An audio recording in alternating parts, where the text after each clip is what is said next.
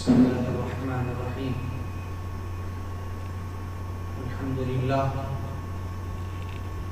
لله نحمده ونستعينه ونستغفره ونؤمن به ونتوكل عليه ونعوذ بالله من شرور أنفسنا ومن سيئات أعمالنا. من يهده الله فلا مضل له ومن يضلله فلا هادي له. ونشهد أن لا إله إلا الله وحده لا شريك له. ونشهد أن سيدنا وسندنا ونبينا ومولانا محمدا عبده ورسوله أرسله بالحق بشيرا ونذيرا وداعيا إلى الله بإذنه وسراجا منيرا. أما بعد، قال الله تبارك وتعالى: أعوذ بالله من الشيطان الرجيم. بسم الله الرحمن الرحيم.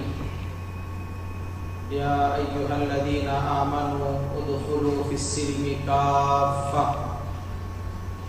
ولا تتبعوا خطوات الشيطان إنه لكم عدو مبين. وقال النبي صلى الله عليه وسلم: من أحدث في أمرنا هذا ما ليس منه فهو رد. وقال النبي صلى الله عليه وسلم: من تشبه بقوم فهو منهم، أو كما قال عليه الصلاة والسلام.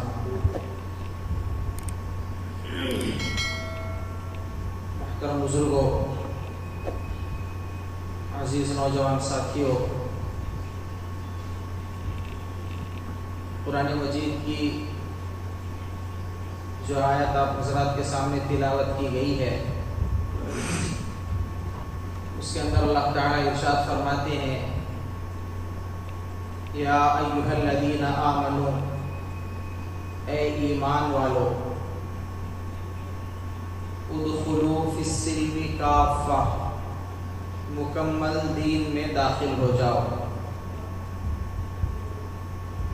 ولا تتبعوا خطوات الشیطان، اور شیطان کے نقش قدم پر مت چلو، انہ لکم عدو مبین، بے شک وہ شیطان تمہارا کھلا ہوا واضح ترین دشمن ہے۔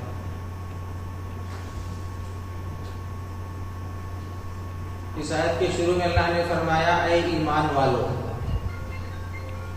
پہلے تو بتایا کہ تم ایمان والے ہو، پھر بتایا ادخلوا فی السلم کافہ، مکمل دین میں داخل ہو جاؤ۔ اس سے معلوم ہوا کہ ہم میں سے بہت سارے لوگ اپنے آپ کو ایمان والا سمجھتے ہیں، اپنے آپ کو ایمان والا مانتے ہیں، لیکن اس کے باوجود مکمل شریعت، مکمل دین ان کی زندگی میں نہیں ہوتا۔ تو اس بات سے یہ چیز سمجھ میں آئی کہ صرف برائے نام مسلمان ہو جانا یہ کافی نہیں ہے، کہ مسلمان گھرانے میں پیدائش ہوئی، باپ دادا مسلمان تھے، میں بھی مسلمان ہوں، مسلمان خاندان میں رہتا ہوں، یہ بس مسلمان ہونے کے لیے کافی نہیں ہے۔ اللہ نے گویا یوں فرمایا، ایسے لگتا ہے کہ اے ایمان والو، ہو سکتا ہے تم اپنے آپ کو ایمان والا سمجھتے ہوں گے،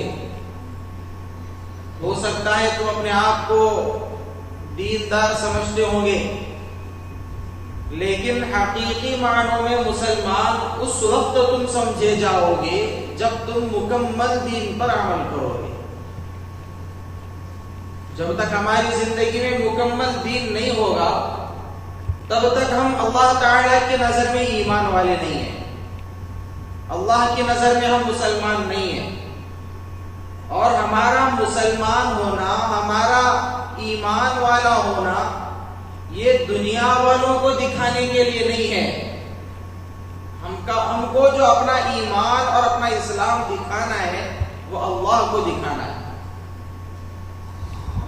جیسے ایک واقعہ بزرگان دین عرض کرتے ہیں کہ ایک دلہن کو تیار کیا جا رہا تھا نکاح کے لیے. تیار کرنے کے بعد اس کی سہیلیوں نے اس سے پوچھا، اس سے کہا کہ ایک نظر عینک میں دیکھ لے کہ تو کتنی خوبصورت لگ رہی ہے. تو وہ دلہن کہتی ہے کہ تمہارے خوبصورت کہہ دینے سے مجھے کچھ فرق پڑنے والا نہیں ہے.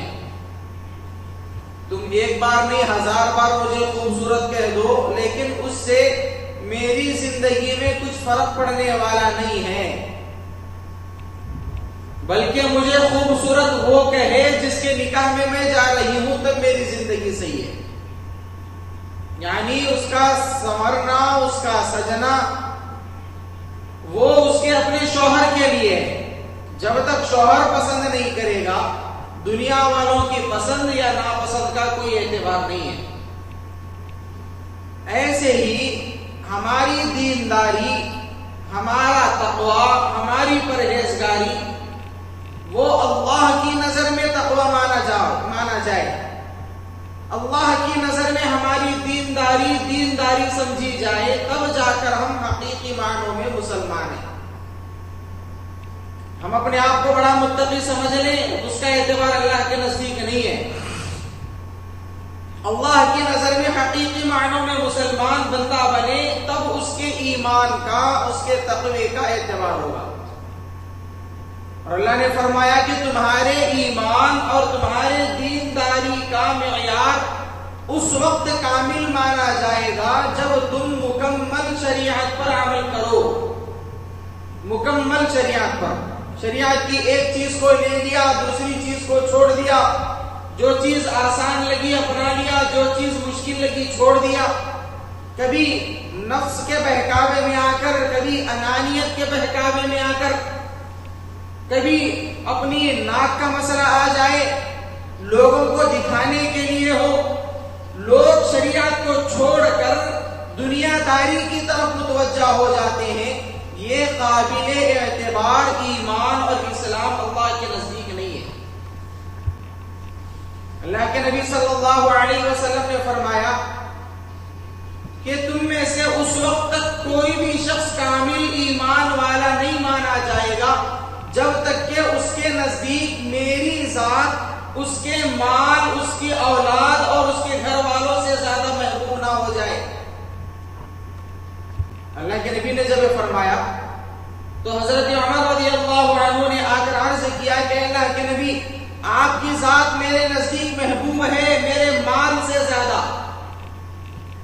آپ کی ذات میرے نزدیک محبوب ہے میری اولاد اور میرے اہل و عیال سے زیادہ.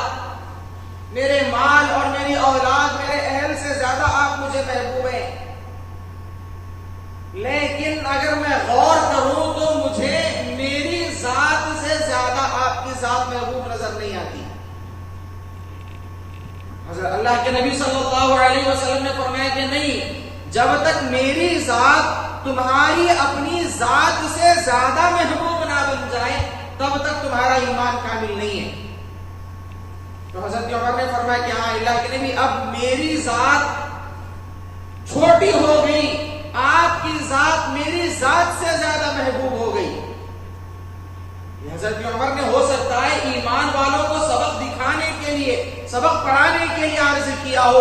اللہ کے نبی نے فرمایا الآن یا عمر، اے عمر اب ایمان مکمل ہوا ہے، اب تمہاری دینداری مکمل ہوئی ہے. اب ذرا ہم غور کریں حضرت عمر کے ایمان کا کیا درجہ ہوگا. اللہ کے نبی نے فرمایا کہ عمر کے ایمان کی حرارت ہے، عمر کے ایمان کا اور ان کے تقوی کا یہ جلال ہے کہ وہ جس راستے سے گزرتے ہیں اس راستے سے شیطان نہیں گزرتا. یہ ہمارے دین اور حضرت عمر کے دین کا معیار، اور ان سے کہا جا رہا ہے کہ جب تک میری ذات تمہاری ذات سے زیادہ محبوب نہ ہو جائے تب تک تمہارا ایمان مکمل حضرت عمر سے کہا جا رہا ہے. اور حضرت عمر کے بارے میں اللہ کے نبی نے فرمایا لو کان بعدی نبی لکان عمر، اگر میرے بعد نبوت کا سلسلہ جاری ہوتا، چونکہ اللہ تعالیٰ نے آپ کو آخری نبی بنایا ہے، آپ کے بعد کوئی نبی کوئی رسول دنیا میں آنے والا نہیں ہے. اللہ کے نبی نے فرمایا کہ اگر میرے بعد کسی کو نبی بنایا جاتا، اگر اللہ تعالیٰ کسی کو نبی بناتے تو عمر کے اندر یہ صلاحیت ہے کہ وہ نبی بن سکتا ہے. کیا درجے کا ان کا ایمان ہوگا، کیا درجے کا ان کا تقویٰ ہوگا.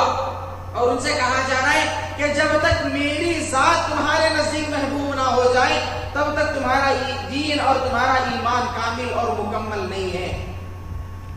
اب اس واقعے کو سامنے رکھ کر میں اپنی ذاتی زندگی پر نظر ڈالوں. ہم میں سے ہر ایک بندہ، میں اور آپ ہر ایک، کہ میری ذاتی زندگی میں، میرے ذاتی اعمال میں، میرے ذاتی کاموں میں میری ذات اور میرا مال اور میری اولاد، میرا اہل و عیال زیادہ محبوب ہے یا اللہ کے نبی کا طریقہ زیادہ محبوب ہے؟ ہم اس کے اوپر غور کریں. جب تجارت کا موقع ہو تو میں سوچوں کہ بھئی میں جو تجارت کر رہا ہوں یہ تجارت اللہ کے نبی کے تجارت کے مشابہ ہے یا نہیں، اللہ کے نبی کی جو تجارت تھی ویسی تجارت میں کر رہا ہوں یا نہیں، میری تجارت ویسی پاکیزہ ہے یا نہیں.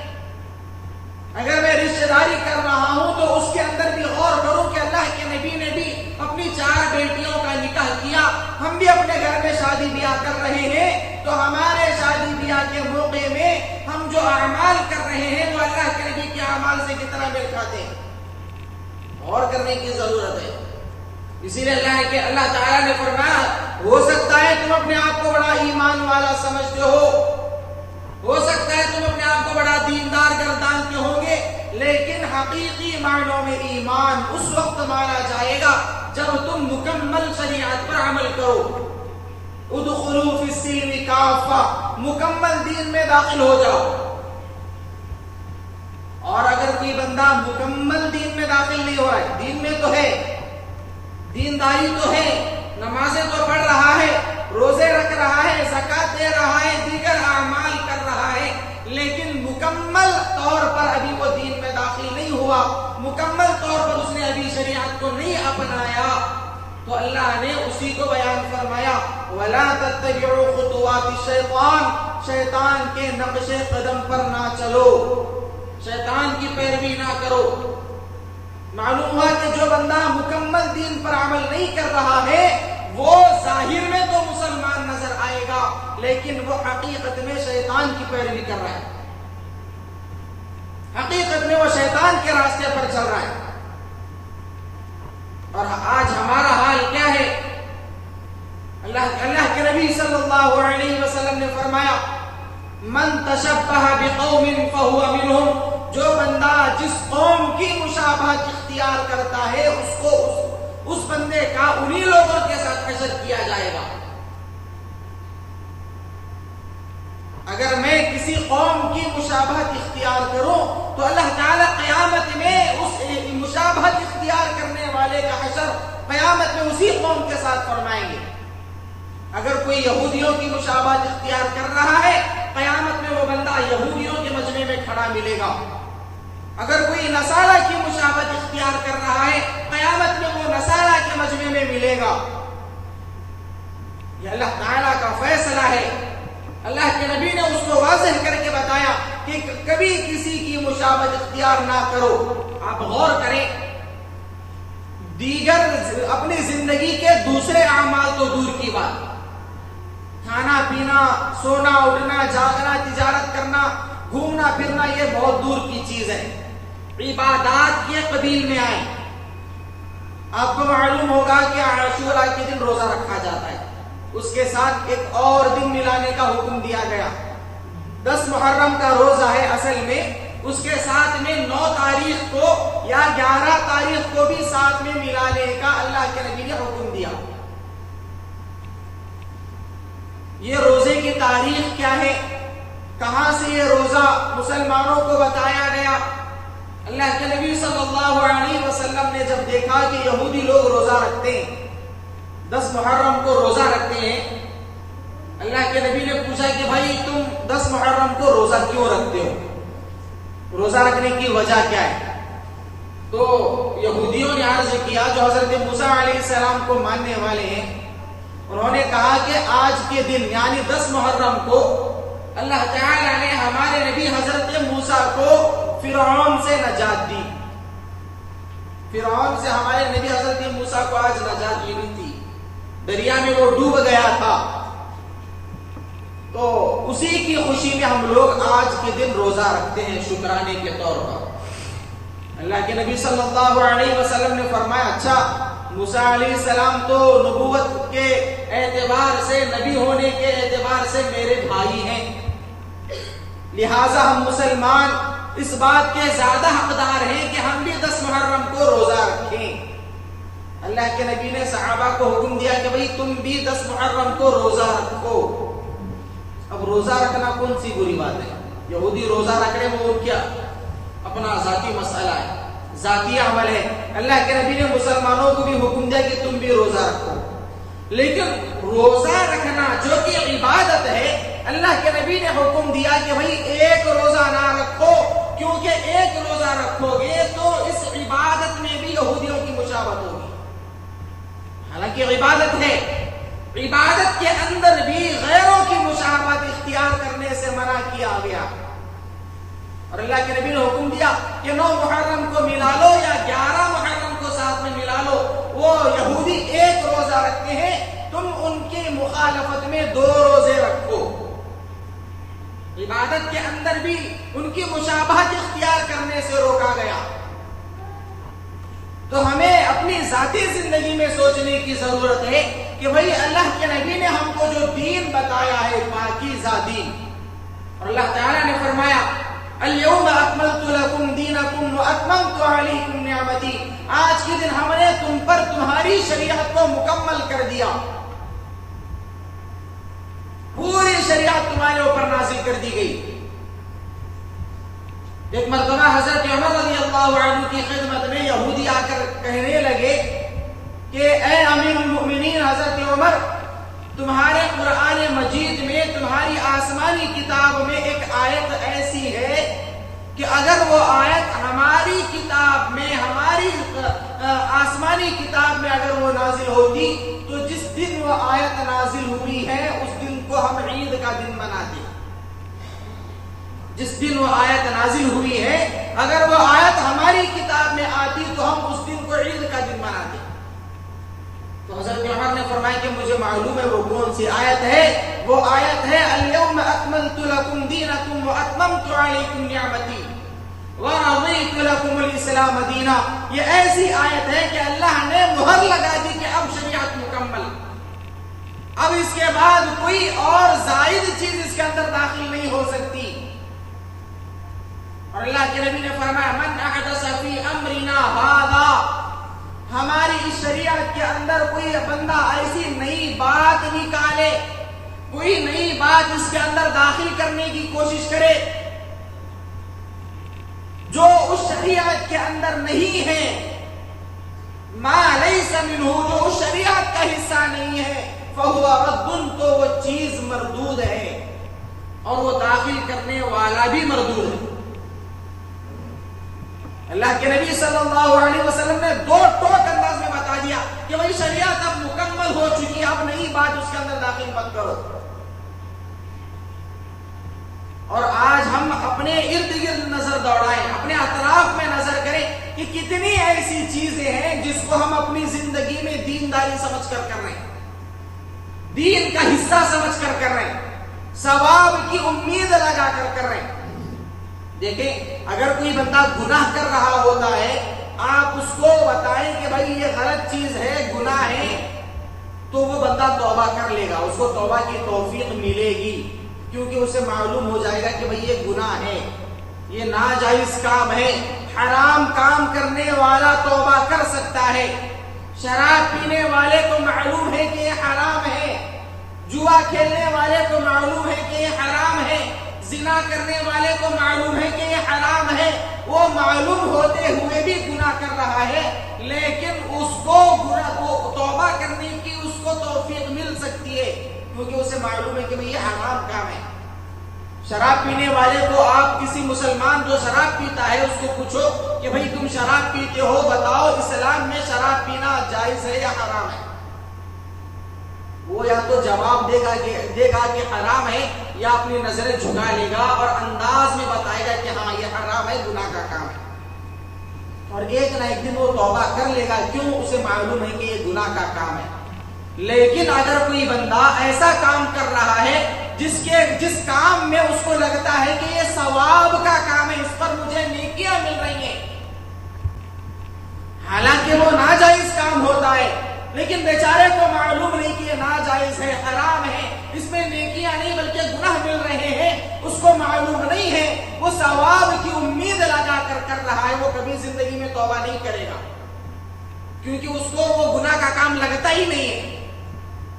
آپ نے 10 محرم کو دیکھا ہوگا کہ لوگ شربت بانٹ رہے ہیں، مٹھائیاں تقسیم کر رہے ہیں، کھیر بنا کر، مٹھائی بنا کر گلی محلوں میں بانٹ رہے ہیں۔ ان سے پوچھیں کہ بھئی یہ کام کیوں کر رہے ہیں، وہ کہیں گے اس پر ثواب مل رہا ہے۔ بیچاروں کو معلوم ہی نہیں ہے کہ یہ کام صحیح نہیں ہے، ثواب کی امید لگا کر رہے ہیں۔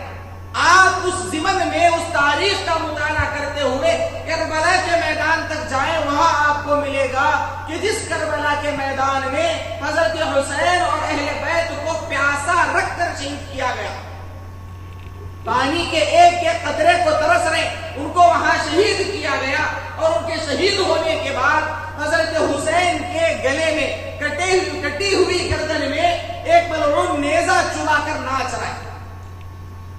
آپ تاریخ کا مطالعہ کریں، نیزہ چبا کر وہ کربلا کے میدان میں ایک ملعون ناچ رہا ہے، اور اس خوشی میں ان لوگوں نے مٹھائیاں تقسیم کی کہ ہم نے حضرت حسین کو شہید کر دیا، جو ہمارے ساتھ بیعت کرنا نہیں چاہتا۔ وہاں خوشیاں منائی گئی، مٹھائیاں بانٹی گئی، شربت بانٹے گئے۔ آج مسلمان اسی حضرت حسین کے نام پر شربت بانٹ رہا ہے۔ تشبیہ کس کی، مشابہت کس کی ہو رہی ہے؟ اور ہمارے نوجوانوں کو معلوم نہیں ہے کہ بھئی ہم محبت کے اندر اتنے اندھے ہو چکے ہیں کہ جو طریقہ اللہ کے نبی نے بتایا تھا اس سے ہٹ کر ہم حضرت حسین کو شہید کرنے والوں کے طریقے پر چل رہے ہیں۔ اتنے ہم اندھے ہو چکے کہ ہمیں تاریخ اسلام کی معلوم نہیں ہے۔ آپ دیکھیں، غور کریں، اللہ تعالیٰ کیسی ضرب لگاتے ہیں، کیسی اللہ تعالیٰ ضرب لگاتے ہیں۔ شیطان نے حضرت آدم علیہ السلام کی مخالفت کی، کہا کہ اے اللہ یہ تو مٹی سے بنا ہوا پتلا ہے، آپ نے مجھ کو آگ سے بنایا، انگار سے بنایا، اور دہکتی ہوئی آگ سے بنایا، اور آگ کی صفت ہے اوپر جانا۔ اب آگ جلائیں، آگ کے شعلے اوپر جائیں گے۔ آپ نے مجھے آگ کے شعلوں سے پیدا کیا، اور یہ مٹی زمین میں رہنے والی گھٹیا چیز، اور آدم کو آپ نے مٹی سے بنایا، یہ اوپر جانے والی چیز آدم کو سجدہ کیوں کرے؟ وہاں منطق وہ چلایا، تو اللہ نے اس کو کہا کہ اب تجھا حکم کون دے رہا ہے؟ اللہ تعالیٰ کی ذات۔ وہاں آدم کو یا مٹی کو یا آگ کو نہ دیکھا جائے۔ اگر شیطان آ کر ہم سے کہے کہ بھائی اللہ نے مجھے آگ سے بنایا تھا اور آدم کو مٹی سے بنایا تھا، اور آدم علیہ السلام کا پتلا سامنے رکھا ہے، اور وہاں اللہ تعالیٰ کی ذات بھی موجود ہے، میں اللہ کو چھوڑ کر آدم کو کیوں سجدہ کروں؟ جب وہاں اللہ کی ذات موجود ہے تو میں اللہ کو سجدہ کروں گا، آدم کو سجدہ کیوں کروں گا؟ ایک بزرگ سے آ کر شیطان نے یہی عرض کیا، کہنے لگا کہ بھائی مجھے بلا وجہ مردود کیا گیا ہے، شیطان میں بلا وجہ دنیا میں بدنام ہوں، وہاں اللہ کی ذات موجود ہے، میں اللہ کو چھوڑ کر آدم کو کیوں سجدہ کروں گا؟ تو بزرگ کہتے ہیں کہ ارے بے وقوف، پہلے یہ تو دیکھ کے سجدہ کرنے کا حکم کس نے دیا ہے؟ جب اللہ تعالیٰ نے ہی آدم کو سجدہ کرنے کا حکم دیا، کر لینا چاہیے تھا، تو نے سجدہ نہیں کیا، اسی لیے تو مردود ہوا ہے۔ یہ شیطان کے بہکانے کے طریقے، اور آج ہمارے نوجوان بھی اور ہمارے بڑے بھی کسی کے اندر معلوم نہیں ہے کہ بھئی اسلام کی تاریخ کیا ہے، اسلام نے دنیا والوں کو کیا بتایا، کتنا پاکیزہ مذہب ہے، معلوم نہیں. وہاں شیطان نے حضرت آدم کو سجدہ کرنے سے انکار کیا اور آج کی تاریخ میں بلکہ قیامت تک آپ نے دیکھا ہوگا کہ حاجی لوگ جا کر اسی مٹی سے کنکر اٹھا کر شیطان کو مار رہے ہیں. کیوں؟ اللہ نے وہاں بتایا کہ تو نے آدم کی مخالفت کی، یہ آدم کی اولاد قیامت تک اسی مٹی سے کنکر اٹھا کر تجھے مارے گی. وہاں اللہ نے ذلیل کیا، وہاں اللہ نے رسوا کیا. اور پھر آگے آئے حضرت ابراہیم علیہ السلام.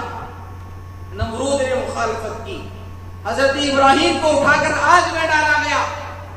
بہت سارے امتحانات حضرت ابراہیم کے لیے گئے، لیکن اللہ نے کیا کیا؟ اللہ تعالیٰ نے اس کا کیا حشر کیا؟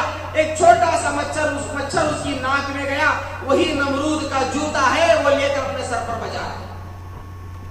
جہاں اللہ تعالیٰ کے احکام کی، اللہ تعالیٰ کے حکموں کی بندہ مخالفت کرتا ہے، اللہ تعالیٰ اس کو اسی کے چیزوں میں رکھ کر ذلیل کر دیں.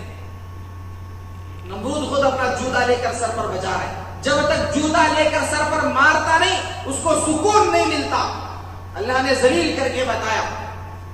اور آگے آئے حضرت حسین رضی اللہ عنہ کو شہید کرنے والے کوفہ کے بدبخت لوگ، انہوں نے جو حضرت حسین کو شہید کیا، آج دیکھیں اللہ تعالیٰ انہی کے ہاتھ ہے، وہ خود اپنے ہاتھ سے سینے پر مار رہے ہیں، اپنے سینے کو لہو لہان کر رہے ہیں، بدن سے خون نکل رہا ہے. انہی ہاتھوں سے انہوں نے حضرت حسین کو ان کے آبا و اجداد نے شہید کیا تھا. آج خود ماتم منا رہے. ماتم منانا مسلمانوں کا کام نہیں ہے. اللہ نے ان کو اس سزا کے اندر مبتلا کیا کہ تم نے حضرت حسین کو ایک مرتبہ شہید کیا، اب تمہاری آنے والی نسل قیامت تک اپنے بدن پر زخم لگائے گی. یہ مسلمانوں کا کام نہیں ہے. اگر ماتم منانا ہوگا تو کتنے صحابہ شہید ہوئے ہیں، ہر ایک صحابی کے نام پر ماتم مناؤ. صرف حضرت حسین کے نام پر کیوں ماتم منایا جا رہا ہے؟ سید الشہداء حضرت حمزہ کے نام پر ماتم مناؤ. اور سب سے بڑی چیز اللہ کے نبی صلی اللہ علیہ وسلم کی ذات، جس دن اللہ کے نبی کی ذات نے دنیا سے پردہ فرمایا، اس سے برا دن تو کائنات میں آج تک نہیں آیا. اس سے زیادہ سیاہ دن تو آج تک قیامت تک دنیا میں نہیں آیا. اس دن کو ماتم کا دن مناؤ. لیکن صحابہ کی تاریخ پڑھے، صحابہ نے کبھی کسی صحابی کی شہادت پر یا خود اللہ کے نبی کے وفات کے دن پر کبھی ماتم نہیں منایا. حضرت جعفر طیار رضی اللہ عنہ جس وقت شہید ہوئے ہیں اور اللہ کے نبی کو اطلاع ملی، اللہ کے نبی حضرت جعفر کے گھر تشریف لے گئے. چھوٹے چھوٹے معصوم بچے حضرت جعفر کے ہیں، چھوٹے بچے ہیں. اللہ کے نبی نے بچوں کو بلایا، اپنے گودی میں بٹھایا، بچوں کے سر پر ہاتھ پھیرا. اللہ کے نبی کی آنکھوں سے آنسو نکلے کہ معصوم کا باپ شہید ہو چکا ہے، اسلام کی راہ میں اپنا خون بہا چکا ہے. گھر والوں نے دیکھا کہ اللہ کے نبی رو رہے ہیں، آپ کی آنکھوں سے آنسو مبارک نکل رہے ہیں. گھر والے سمجھ گئے کہ حضرت جعفر طیار شہید ہو گئے. گھر والے رونے لگے. تاریخ کی کتابوں میں ہے اللہ کے نبی نے صحابہ سے عرض کیا کہ جاؤ جعفر طیار کی گھر کی عورتوں سے کہو کہ تمہاری آواز باہر نہ آئے، باہر آواز نہیں نکلنی چاہیے. تھوڑی دیر کے بعد پھر آواز بلند ہوئی. اللہ کے نبی نے فرمایا کہ جاؤ جو عورتیں زور سے رو رہی ہیں ان کے چہرے پر خاک ڈالو. جس دن شہادت ہوئی ہے اسی دن ہی اللہ کے نبی نے ماتم منانے سے منع فرمایا. اور آج تو 1400 سال 1300 سال ہو چکے، آج ماتم منانے کا کون سا طریقہ ہے؟ جس وقت حضرت حسین کی شہادت ہوئی ہے اس کے دوسرے دن، تیسرے دن، چوتھے دن، ایک مہینہ، ایک سال کبھی صحابہ نے ماتم نہیں منایا، غم نہیں منایا. ارے غم کیوں منائے؟ اللہ تعالیٰ نے خود فرمایا ہے کہ بھئی جو بندہ اسلام کی راہ میں، شریعت کی راہ میں شہید ہوتا ہے اس کو مردہ نہ کہو، وہ مردہ نہیں ہے. بل احیاء، بلکہ وہ زندہ ہیں. مردہ تو ہم ہیں جن کو کچھ بھی معلوم نہیں ہے، جو اللہ کی راہ میں اپنا سب کچھ لٹا دیتا ہے، شہید ہو جاتا ہے. اللہ نے فرمایا وہ زندہ ہے اور اللہ کے دربار میں ان کو رزق دیا جاتا ہے. کیسی جہالت کی زندگی ہمارے نوجوان گزار رہے ہیں، کچھ بھی معلوم نہیں، کچھ بھی معلوم نہیں شریعت کے بارے میں، اسلام کے بارے میں. اب ہماری ذمہ داری بنتی ہے کہ ہم ان کو بتائیں کہ بھئی اسلام کی تاریخ کیا ہے، اسلام کی تاریخ کیا ہے، ہم بتائیں۔ وہ جو حضرت حسین کا سر لے کر ناچا گیا تھا، وہ دشمنوں نے حضرت حسین کا سر لے کر ناچا، نیزے میں اور تلوار میں ان کا سر چما کر ناچ رہے ہیں۔ آج انہی کی شکل، اسی کی شکل آپ کو پنجوں کی شکل نظر آ رہی ہے، لوگ نے لے کر ناچ رہے ہیں اور کہہ رہے ہیں کہ بھئی یہاں حضرت حسین کی حاضری ہو رہی ہے۔ استغفر اللہ، حضرت حسین کی روح مبارک جنت میں ہے، وہ جنت سے نکل کر یہاں ہم غلیظوں کے درمیان میں کیوں آئیں گے؟ سوچنے کی ضرورت ہے کہ بھئی کیسی جہالت کی زندگی ہمارے نوجوان گزار رہے ہیں۔ افسوس ہوتا ہے کہ بھئی یہ مسلمان گھرانے والے، مسلمان اپنے آپ کو سمجھنے والے، اسلام کے بارے میں کچھ بھی معلومات نہیں ہے، اسلام کے بارے میں، دین کے بارے میں، شریعت کے بارے میں کچھ بھی نہیں معلوم۔ کسی نوجوان کو آپ کھڑا کر کے پوچھیں کہ بھئی تم ذرا بتا دو غسل کے فرائض کیا ہیں، معلوم نہیں ہے۔ زندگیاں گزر رہی ہیں ناپاکی کی حالت میں، وضو کے فرائض پوچھو معلوم نہیں ہے۔ بس دوسرے لوگ جو وضو کرتے ہوئے جن کو دیکھا ہے، ہم بھی ویسے وضو کر رہے ہیں، ہمارا وضو ہو رہا ہے۔ غسل کے فرائض پوچھو کسی کو معلوم نہیں، بس بالٹی میں پانی بھر رہے ہیں، اپنے بدن پر انڈیل رہے ہیں، نمازوں کے لیے چل رہے ہیں، نمازیں ہو رہی ہے نہیں ہو رہی کچھ بھی نہیں معلوم۔ اسلام کے نام پر انام شراب جو بھی ہمیں خوبصورت نظر آ رہا ہے، اچھا نظر آ رہا ہے، اس پر عمل کرتے جا رہے ہیں۔ اللہ تعالیٰ ہماری حفاظت فرمائے، اللہ تعالیٰ سے دعا کریں کہ اللہ تعالیٰ ہم کو دین کی صحیح سمجھ عطا فرمائے اور صحیح دین سیکھ کر اس پر عمل کرنے کی توفیق نصیب فرمائے۔ اللہ تعالیٰ ہم تمام کو کہی سنی باتوں پر عمل کی توفیق نصیب فرمائے۔ وآخر دعوانا ان الحمد للہ رب العالمین۔